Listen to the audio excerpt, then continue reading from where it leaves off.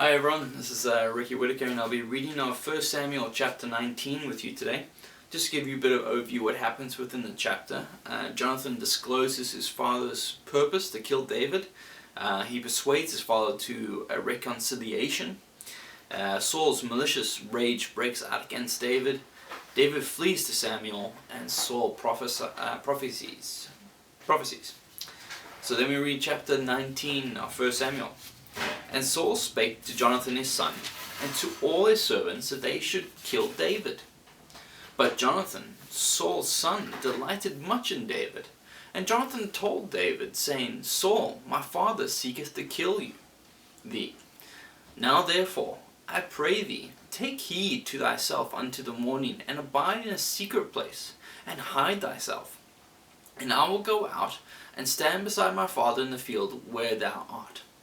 And I will commune with the father of thee, and what I see, that I will tell thee.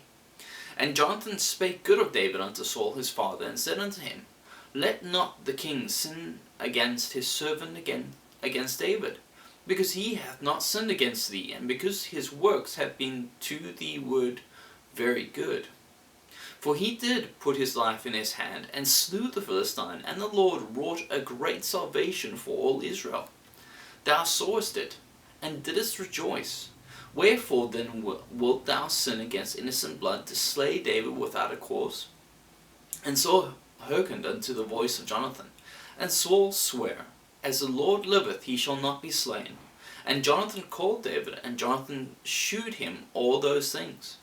And Jonathan brought David to Saul, and he was in his presence, as in times past. And there was war again, and David went out, and fought with the Philistines, and slew them with a great slaughter, and they fled from him. And the evil spirit from the Lord was upon Saul, as he sat in his house, with his javelin in his hand, and David played with his hand. And Saul sought to smite David, even to the wall with the javelin, but he slipped away out of Saul's presence, and he smote the javelin into the wall, and David fled, and escaped that night. Saul also sent messengers unto David's house to watch him, and to slay him in the morning. And Michal, David's wife, told him, saying, If thou save not thy life tonight, tomorrow thou shalt be slain.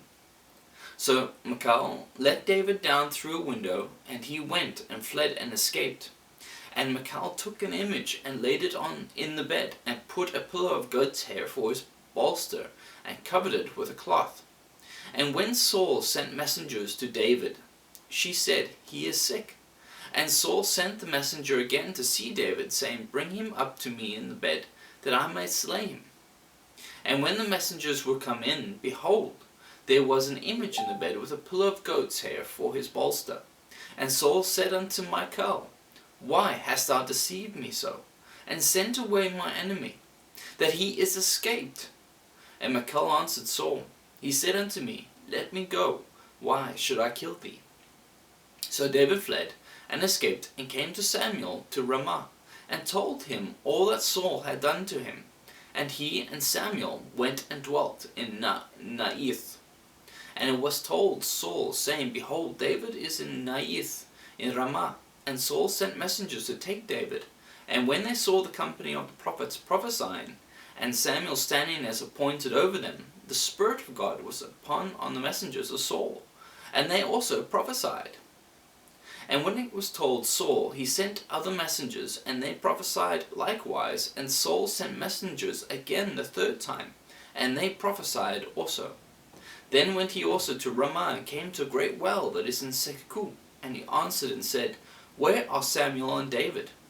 And one said, Behold, they be at Naioth in Ramah.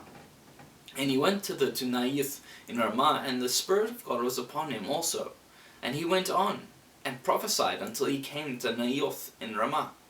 And he stripped off his clothes also, and prophesied before Samuel in like manner, and lay down naked all that day, and all that night.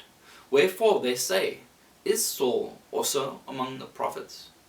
That was 1 Samuel chapter 19.